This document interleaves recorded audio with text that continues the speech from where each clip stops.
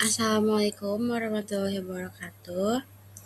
Izin memperkenalkan diri, saya Ririn Elsa Sasikirana dengan NIM akhir 016. Di sini saya akan mempresentasikan tentang makalah yang kelompok kami buat dengan judul Analisis Kritis Reprogramming Metabolisme Primer atau glikolisis sebagai target terapeutik pada sel kanker.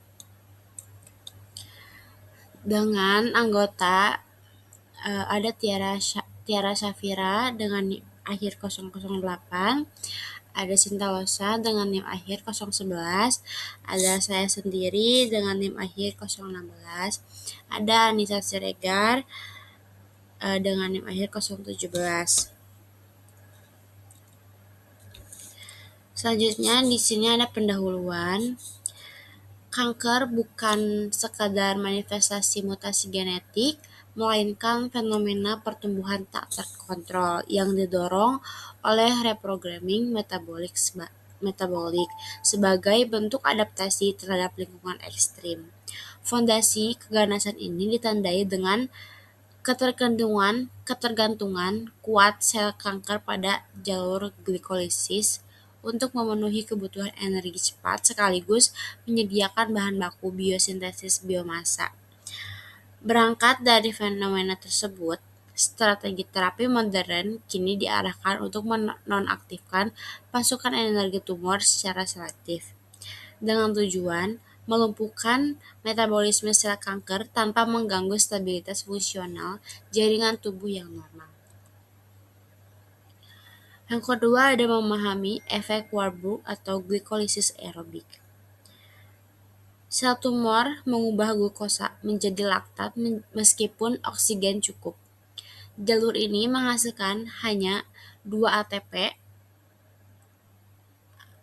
per glukosa versus 36 ATP pada OXPHOS. Tetapi sel kanker mengompensasi dengan meningkatkan laju glikolisis secara dramatis untuk memenuhi kebutuhan energi dan prekursor biosintetik. Intermediate glikolisis dialihkan ke pentasa fosfat untuk sintesis nukleotida, lipid, dan asam amino mendukung proliferasi cepat. Yang ketiga ada mekanisme regulasi molekuler jalur glikolisis. Yang pertama ada transkripsional, MYCN HIV1A meningkatkan ekspresi enzim glikolitik. Yang kedua ada penekanan tumor, P53 menghambat glikolisis melalui tigar dan mengarahkan metabolisme ke oksidatif. Yang ketiga ada pasca translasi atau PTM, fosforilasi, asetylasi, dan ubiquitinasi mengatur aktivitas enzim secara dinamis. Dan yang keempat, umpan balik laktat menstabilkan HIV1A, memperkuat fenotip glikolitik. Selanjutnya ada enzim kunci sebagai target terapi 1. HK2 dan PFK1. Yang pertama ada heksokinase 2 atau HK2. Menjebak glukosa menjadi glukosa 6P berikatan dengan mitokondria VDAC untuk akses ATP cepat dan anti-apoptosis inhibitor 2 degelonidamin. Yang kedua ada fosfofruktokinase 1 atau PFK1, yaitu regulasi gerbang utama glikolisis. Aktivitasnya sel kanker dipertahankan melalui PFKFB3 inhibitor, contohnya PFKF158 untuk menurunkan F2NBP. Selanjutnya ada PKM2, dimer atau rendah aktivitas mengalihkan metabolit ke biosintesis. Aktivator mendorong tetramer aktif untuk mengurangi aliran prekursor ke PPP. LDHA mengonversi pirufat laktat meregenerasi NADA+, akumulasi laktat menyebabkan asidifikasi tumor yang memfasilitasi metastasis dan imunosupresi.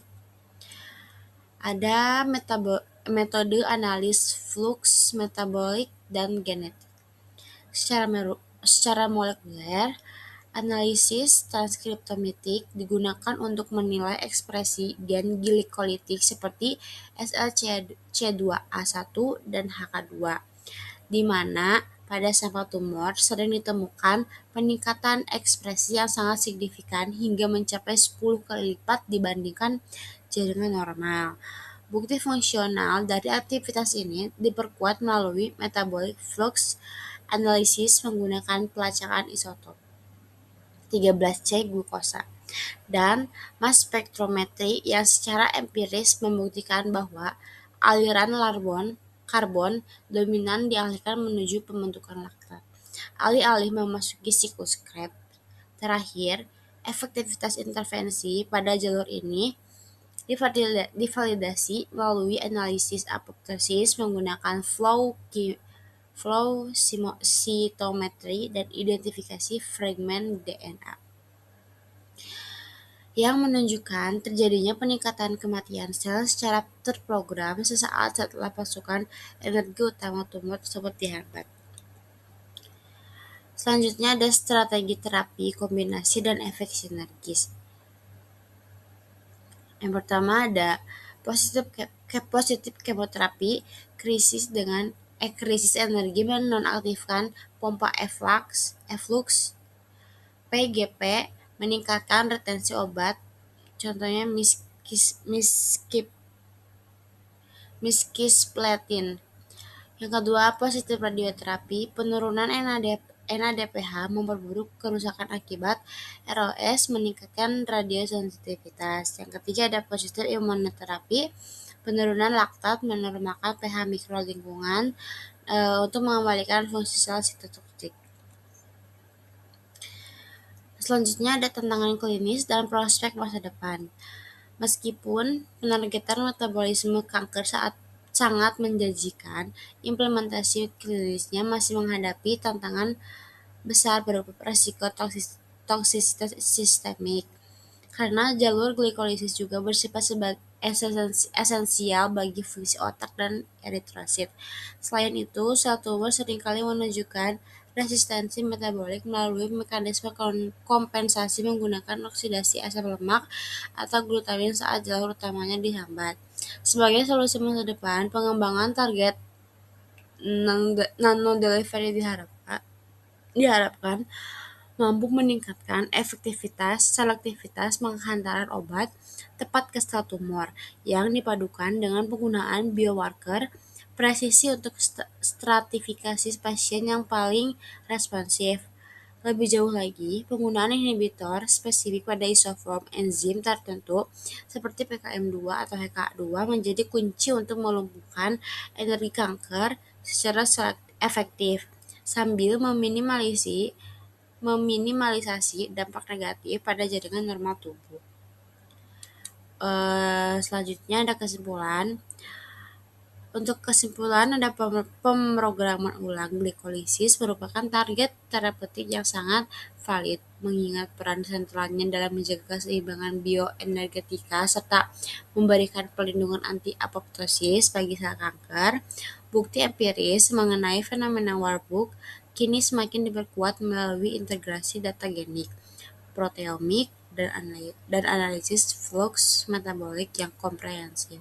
Saat ini, fokus riset beralih pada pengembangan inhibitor isoform spesifik serta pelaksanaan uji kombinasi praklinis yang mensinergikan penghambatan metabolik dengan kemoradioterapi dan imunoterapi guna mencapai efikasi maksimal.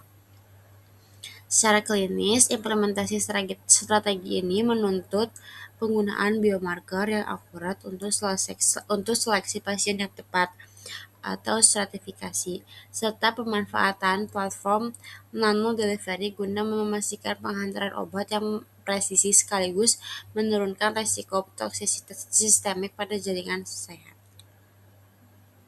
Terima kasih atas perhatiannya. Mohon maaf.